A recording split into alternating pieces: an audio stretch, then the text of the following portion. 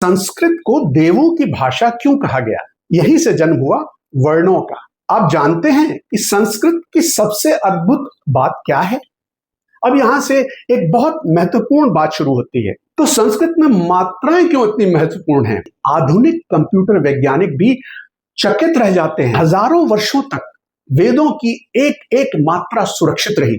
संस्कृत को कागज ने नहीं बचाया, मानव आवाज ने बचाया। भारत ने ज्ञान को कंठ में सुरक्षित रखा।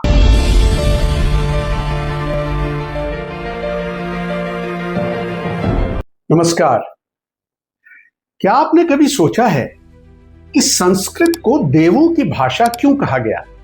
क्या यह केवल इसलिए कि इसमें वेद लिखे गए, या इसलिए कि यह बहुत प्राचीन है, या फिर क्योंकि यह भाषा नहीं, नाद का विज्ञान है? आज हम शब्दों की नहीं, ध्वनि से अर्थ तक की यात्रा करेंगे। आरंभ में जब कुछ भी नहीं था, सिर्फ नाद था। भारतीय परंपरा कहती है सृष्टि की शुरुआत किसी वस्तु से नहीं, ध्वनि से हुई। ऋषियों ने उसे कहा नाद। नाद क्या है? वह मूल कंपन जो अभी शब्द नहीं बना। जैसे किसी झील में पहली हल्की तरंग उठती है, वैसे ही चेतना में पहला कंपन उठता है। यह कंपन जब गतिशील होता है तो उसे कहते हैं स्पंद। नाद, फिर स्पंद और फिर वर्ण। नाद यानी मूल अनाहत ध्वनि, स्पंद उस ध्वनि का कंपन, और वर्ण वह कंपन जो अब स्पष्ट ध्वनि बन गया। यहीं से जन्म हुआ वर्णों का। वर्णमाला ध्वनि का विज्ञान है। आप जानते हैं कि संस्कृत की सबसे अद्भुत बात क्या है? इसके अक्षर किसी मनमाने क्रम से नहीं रचे गए। वे इस आधार पर व्यवस्थित हैं कि ध्वनि शरीर में कहां से उत्पन्न होती है। संस्कृत वर्णमाला ध्वनि उत्पत्ति के स्थान के अनुसार क्रमबद्ध है। जैसे कंठ्य, गले से, क ख ग घ ञ। तालव्य, तालु से, च छ ज झ ञ। मूर्धन्य, जिह्वा के ऊपरी मोड़ से, ट ठ ड ढ ण। दंत्य, दांतों से, ट थ द ध न। और ओष्ठक, होठों से, प फ ब भ म। अब देखिए, यहां भी एक अद्भुत वैज्ञानिक क्रम है। क यानी अल्प प्राण, बिना अतिरिक्त श्वास के। ख है महाप्राण, अधिक श्वास के साथ। अगर आप हाथ सामने रखकर बोलेंगे तो आप इसे महसूस कर पाएंगे। क ख। ग फिर अल्प प्राण है, लेकिन इस बार स्वर तंतु कंपन सहित। घ महाप्राण, अतिरिक्त श्वास और स्वर तंत्र कंपन के साथ। हर वर्ग में एक ही गणित है, वही क्रम दोहराया जाता है। अल्प प्राण, महाप्राण, अल्प प्राण, महाप्राण और अनुनासिक यानी नाक से निकला हुआ स्वर। ण, न, म। ध्यान दीजिए, सिर्फ उच्चारण का स्थान ही नहीं, बल्कि श्वास की तीव्रता और स्वर तंतु का कंपन भी व्यवस्थित है। यह किसी भाषा की सूची नहीं, यह ध्वनि का पूर्ण विज्ञान तंत्र है। संस्कृत में ध्वनि को इस तरह वर्गीकृत किया गया है कि वह मानव वाक तंत्र का संपूर्ण चित्र बन जाती है। संस्कृत दुनिया की उन बिरली भाषाओं में है जो शुद्ध ध्वनि विज्ञान यानी प्योर फोनेटिक्स पर आधारित है। यहां हर अक्षर एक सटीक कंपन है, न कम न ज्यादा। अब आते हैं धातु पर, जो है अर्थ का बीज। अब यहां से एक बहुत महत्वपूर्ण बात शुरू होती है। संस्कृत में ये वर्ण केवल ध्वनियां नहीं हैं, इन्हीं से जन्म लेती हैं धातुएं। धातु का अर्थ है मूल, आधार या वह बीज जिससे शब्द उत्पन्न होते हैं। जैसे एक बीज से पूरा वृक्ष निकलता है, वैसे ही एक धातु से अनेक शब्द बनते हैं। उदाहरण के तौर पर गम मतलब जाना, और उससे शब्द बने गच्छति गमन, गत आगमन। स्था का मतलब ठहरना, और उससे शब्द बने स्थान, स्थिति, स्थापित। ध्वनि से अर्थ तक की यात्रा। ध्यान दीजिए इस क्रम पर। वर्ण यानी ध्वनि, फिर धातु यानी अर्थ का बीज, और फिर शब्द पूर्ण अर्थ। यानी संस्कृत में ध्वनि और अर्थ अलग नहीं है, ध्वनि ही आगे चलकर अर्थ का रूप ले लेती है। तो संस्कृत में मात्राएं क्यों इतनी महत्वपूर्ण हैं? मात्रा अर्थ नहीं है, वो है कंपन की रक्षा।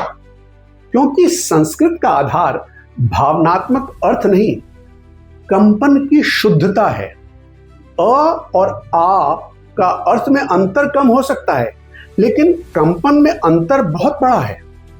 संस्कृत में अगर मात्रा बदल जाए तो ध्वनि बदल जाती है, और ध्वनि बदली तो प्रभाव बदल जाता है। इसलिए मंत्र काम करते हैं, क्योंकि वे भाव से नहीं, सटीक ध्वनि संरचना से कार्य करते हैं। अब सोचिए, इतनी सटीक भाषा को सुरक्षित कैसे रखा गया? और यहां आते हैं महर्षि पाणिनि। उन्होंने दिया भाषा का गणित। उन्होंने रचा अष्टाध्यायी। यह केवल व्याकरण नहीं है, यह लगभग 4000 सूत्रों में पूरी भाषा का एक सटीक गणितीय ढांचा है। इतना संक्षिप्त, इतना सटीक कि आधुनिक कंप्यूटर वैज्ञानिक भी चकित रह जाते हैं। अष्टाध्यायी भाषा को नियम नहीं देती, वह भाषा को उत्पन्न करने का जैसे एल्गोरिथम देती है। पाणिनि ने भाषा को जकड़ा नहीं, उसे एक स्वचालित प्रणाली में रूपांतरित कर दिया। तो हमारे यहां उस समय ज्ञान लिखा नहीं जाता था, बोला जाता था। तो प्रश्न उठता है, यदि संस्कृत इतनी महान थी तो प्राचीन भारत ने इसे लिखित रूप में सुरक्षित क्यों नहीं किया? क्योंकि ऋषियों को पता था पुस्तक प्रतीक सहेज सकती है, पर ध्वनि नहीं। कागज पर ओम लिखा जा सकता है, लेकिन उसका कंपन नहीं। इसीलिए ज्ञान को श्रुति कहा गया, जिसे सुना जाए। वेदों को सुरक्षित रखने के लिए अद्भुत पद्धतियां विकसित हुई। पद पाठ, क्रम पाठ, जटा पाठ, घन पाठ। अब इन्हें एक छोटे सरल मंत्र के उदाहरण से थोड़ा समझ लेते हैं। मान लीजिए हमारे पास शब्दों का क्रम है अग्निम ईले पुरोहितम, जो है ऋग्वेद की शुरुआत। तो पद पाठ में मंत्र के प्रत्येक शब्द को अलग अलग बोलना होता है। अग्निम ईले पुरोहितम, हर शब्द स्वतंत्र रूप से उच्चारित होता है। अब क्रम पाठ, दो दो शब्दों को क्रम से जोड़कर बोलना। अग्निम ईले, ईले पुरोहितम। फिर आया जटा पाठ, शब्दों को आगे पीछे बुनकर बोलना।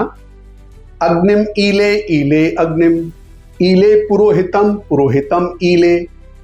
यह जटा यानी चोटी की तरह बुना हुआ एक तंत्र है, पैटर्न है। और फिर आया घन पाठ, अत्यंत जटिल, कई स्तरों पर आगे पीछे गूंदना। अग्निम ईले, ईले अग्निम, अग्निम ईले पुरोहितम, ईले पुरोहितम, पुरोहितम ईले, ईले पुरोहितम। एक गहरी बात समझिए, यह केवल याद करने की तकनीक ही नहीं है, यह ऐसा तंत्र है जिसमें अगर एक अक्षर भी गलत हो जाए तो पूरा ढांचा टूट जाता है।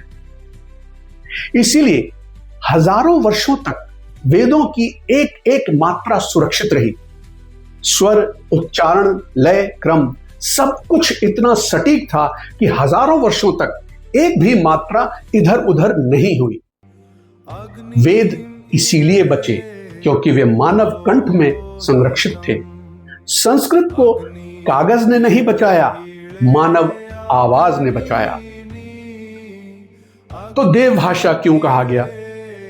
देव का अर्थ कोई पंख वाला प्राणी नहीं, देव का अर्थ है प्रकाशमान चेतना, जो भाषा नाद से शुरू होती है, जो ध्वनि के शुद्ध विज्ञान पर आधारित है, जो ध्वनि से अर्थ तक की पूरी यात्रा समेटती है, जो चेतना के कंपन को संरक्षित रखती है, वह साधारण भाषा नहीं हो सकती। इसीलिए देव भाषा कहलाई। और अंत में कागज नहीं, कंठ आवश्यक है।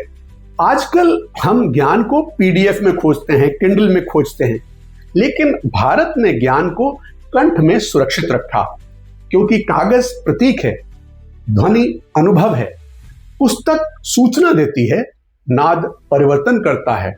और शायद इसीलिए भारत ने भाषा को नहीं, नाद को पूजा। अब अगली बार आप कोई संस्कृत मंत्र सुने तो अर्थ मत खोजिए, उसके कंपन को सुनिए, महसूस कीजिए, क्योंकि यहां भाषा सिर्फ भाव से नहीं, श्वास, कंपन और ऊर्जा की सटीकता से चलती है।